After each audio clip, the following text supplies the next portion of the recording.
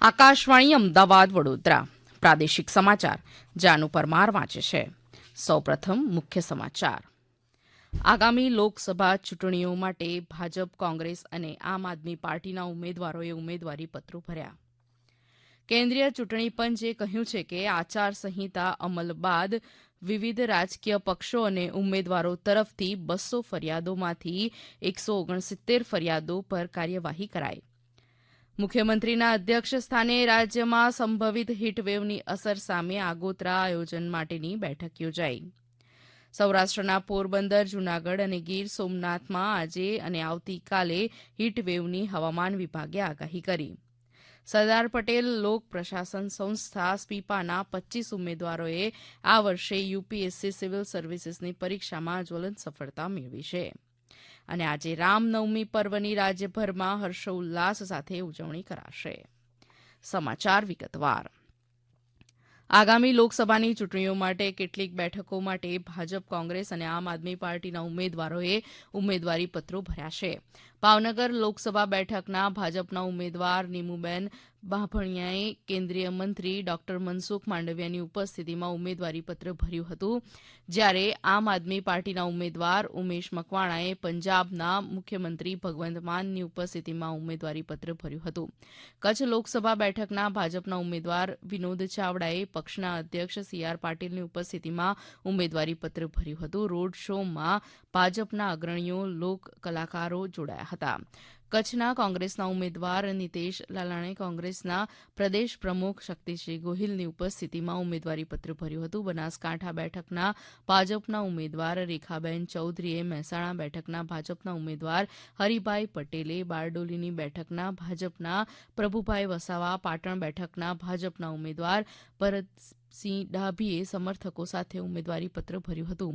નવસારી લોકસભા બેઠકના ભાજપના ઉમેદવાર સી.આર. પાટીલ આવતીકાલે કેન્દ્રીય ગૃહમંત્રી અમિત શાહ, રાજ્યના મુખ્યમંત્રી, ગૃહમંત્રી, નાણામંત્રી સહિત પ્રદેશ અને સ્થાનિક સંગઠનના આગેવાનો, કાર્યકર્તાઓ સાથે નવસારી કલેક્ટર કચેરી ખાતે ઉમેદવારીપત્ર ભરશે. મોટી સંખ્યામાં જનસમર્થન સાથે લોકસભા ચૂંટણી માટે કોંગ્રેસ પક્ષના ઉમેદવારોએ વિવિધ જિલ્લા મથકે ફોર્મ ભર્યા હતા, જેમાં અમદાવાદ પશ્ચિમ બેઠક પર ભરત મકવાણાએ ધારાસભ્ય શૈલેષ પરમાર, ઇમરાન ખેડાવાલા, અમદાવાદ મ્યુનિસિપલ કોર્પોરેશન કોંગ્રેસ પક્ષના નેતા શહેજાદ ખાન પઠાણ, પ્રદેશ આગેવાન શ્રી જગત શુક્લા, પ્રદેશ પ્રવક્તા Shri Harin Banker, SC ડિપાર્ટમેન્ટના chairman Shri Hitendra Pithadiya, પૂર્વ શહેર પ્રમુખ શ્રી નીરવ બક્ષી, કચ્છ લોકસભા માટે નીતેશ લાલન સાથે ગુજરાત પ્રદેશ કોંગ્રેસ સમિતિના પ્રમુખ શક્તિસિંહ ગોહિલજી, સાબરકાંઠાના ઉમેદવાર શ્રી ડોક્ટર તુષાર ચૌધરી સાથે પૂર્વ પ્રમુખ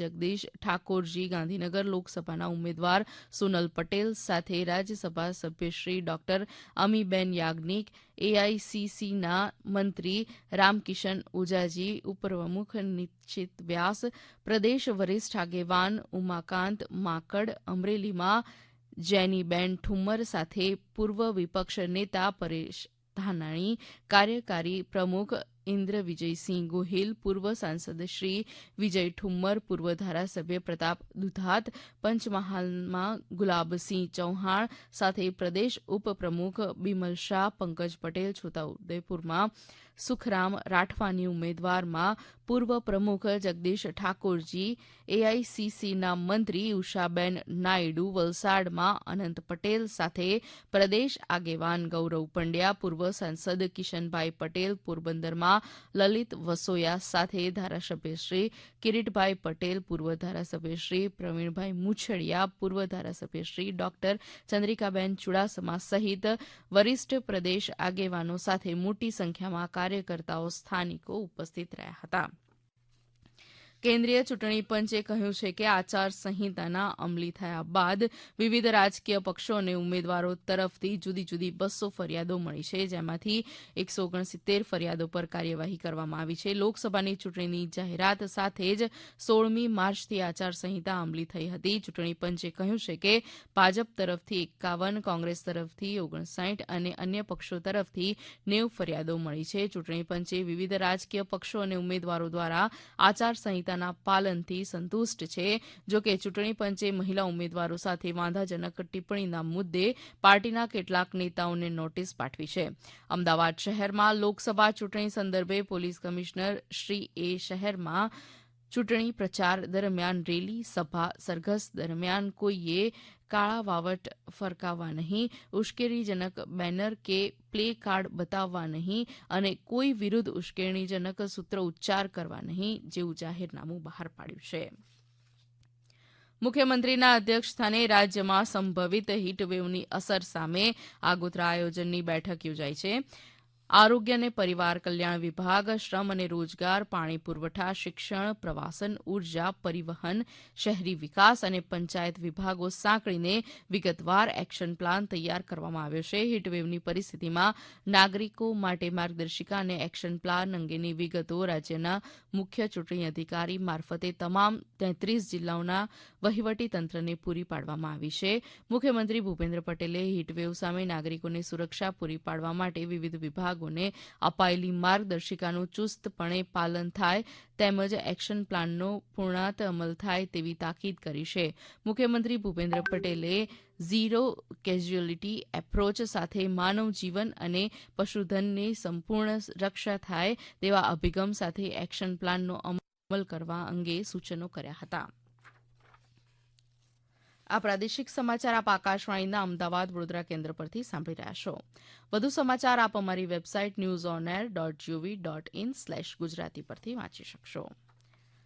આકાશવાણી અમદાવાદનો ગઈકાલે 75મો સ્થાપના દિવસ ઉજવાઈ ગયો. 16 એપ્રિલ 1949ના રોજ આકાશવાણીનું અમદાવાદ કેન્દ્ર અસ્તિત્વમાં આવ્યું હતું. અગાઉ વડોદરામાં રાજવી સમયમાં રેડિયો સ્ટેશનના ભાગરૂપે હતું. અમદાવાદમાં ગુજરાત કોલેજ પાસે નવીનીતાલ શોધનના બંગલામાં રેડિયો સ્ટેશનની શરૂઆત થઈ હતી અને તે સમયના ગૃહ તથા પ્રસારણ મંત્રી સરદાર વલ્લભભાઈ પટેલના સંદેશાથી અમદાવાદના રેડિયો પ્રસારણનો પ્રારંભ થયો હતો. આકાશવાણીમાં 75 વર્ષના ગાળામાં રંગ રંગ વાદળિયા, અમૃતધારા, ખેડૂત મંડળ, શાણી શકરાભાઈ, જય જવાન જય કિસાન જેવા ઘણા લોકપ્રિય કાર્યક્રમો રહ્યા. પ્રસાર ભારતીના સીઈઓ ગૌરવ દ્વિવેદી અને આકાશવાણીના મહાનિયામક ડોક્ટર વસુધા ગુપ્તાએ સ્વતંત્ર પછીના વિકાસલક્ષી પ્રયાસોમાં આકાશવાણી અમદાવાદના યોગદાનને બિરદાવ્યું અને તમામ કર્મચારીઓને અભિનંદન પાઠવ્યા. અમદાવાદ આકાશવાણી કાર્યક્રમ વિભાગના વડા મૌલિન મુનશીએ ઉજવણીની વિગતો આપતા આ પ્રમાણે જણાવ્યું હતું.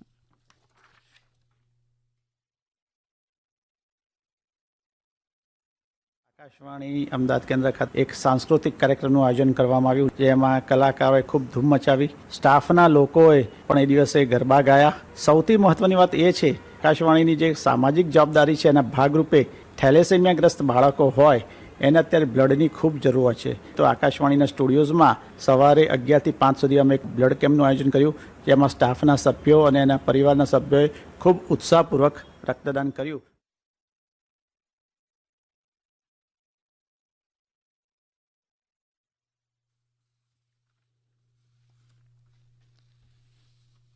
હવામાન વિભાગની આગાહી અનુસાર વાવાઝોડાની અસર ઓછી થતાં રાજ્યમાં ગરમીનું પ્રમાણ વધી રહ્યું છે. સૌરાષ્ટ્રના પોરબંદર, જૂનાગઢ અને ગીર સોમનાથમાં હીટવેવની આગાહી કરવામાં આવી છે. ગઈકાલે સૌથી વધુ 42 સેલ્સિયસ ડિગ્રી તાપમાન વડોદરા ખાતે નોંધાયું હતું. અમદાવાદ શહેર અને તેના આસપાસના વિસ્તારોમાં વાતાવરણ વાદળછાયું રહેવાની સંભાવના છે તથા ગરમી 40 સેલ્સિયસ ડિગ્રીથી વધુ રહેશે. સરદાર પટેલ લોક પ્રશાસન સંસ્થા સ્પીપાના 25 ઉમેદવારોએ આ વર્ષે યુપીએસસી સિવિલ સર્વિસીસ પરીક્ષા 2023ના જાહેર થયેલા અંતિમ પરિણામમાં જ્વલંત સફળતા મેળવી છે. આ ઉમેદવારો સિવિલ સર્વિસીસની આઈએએસ, આઈપીએસ, આઈએફએસ જેવી વિવિધ સેવાઓમાં અંતિમ પસંદગી પામ્યા છે. મુખ્યમંત્રીએ શ્રી ભૂપેન્દ્ર પટેલે પસંદગી પામેલા આ યુવાનોને હૃદયપૂર્વકના અભિનંદન પાઠવતા સાથે ઉજ્જવળ ભાવિ કારકિર્દીની શુભેચ્છાઓ પણ આપી છે. સ્પીપા ખાતે યુપીએસસી સ્ટડી સેન્ટર 1992ની કાર્યરત છે.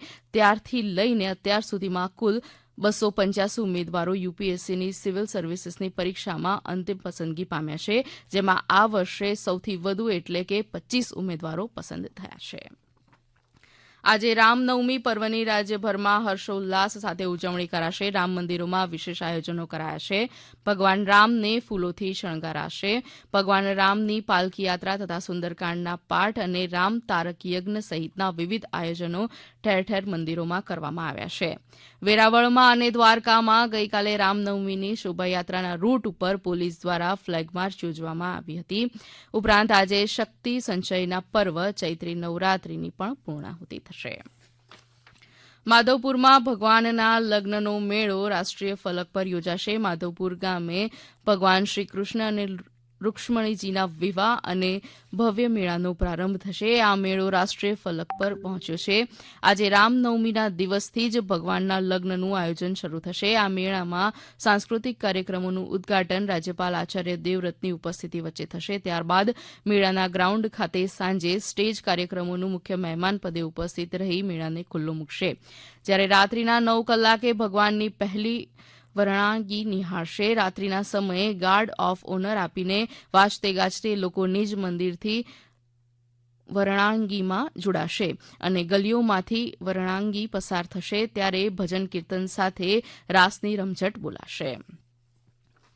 આઈપીએલ ક્રિકેટ મેચમાં અમદાવાદના નરેન્દ્ર મોદી સ્ટેડિયમમાં આજે ગુજરાત ટાઇટન્સ વિરુદ્ધ દિલ્હી કેપિટલ્સ મેચ યોજાશે. જેમાં આવનારા પ્રેક્ષકોએ હાલાકી ન ભોગવવી પડે અને પાર્કિંગની સુવિધા મળી રહે તે હેતુથી સ્ટેડિયમની આજુબાજુ કુલ 11 પાર્કિંગ સ્થળો બનાવવામાં આવ્યા છે. અંતમાં મુખ્ય સમાચાર ફરી એકવાર. આગામી લોકસભાની ચૂંટણીઓ માટે ભાજપ, કોંગ્રેસ અને આમ આદમી પાર્ટીના ઉમેદવારોએ ઉમેદવારીપત્રો ભર્યા. કેન્દ્રીય ચૂંટણી પંચે કહ્યું છે કે આચારસંહિતાના અમલ બાદ વિવિધ રાજકીય પક્ષો અને ઉમેદવારો તરફથી 200 ફરિયાદોમાંથી 169 ફરિયાદો પર કાર્યવાહી કરાઈ. આકાશવાણીના અમદાવાદ વડોદરા કેન્દ્ર પરથી પ્રાદેશિક સમાચાર પૂરા થયા.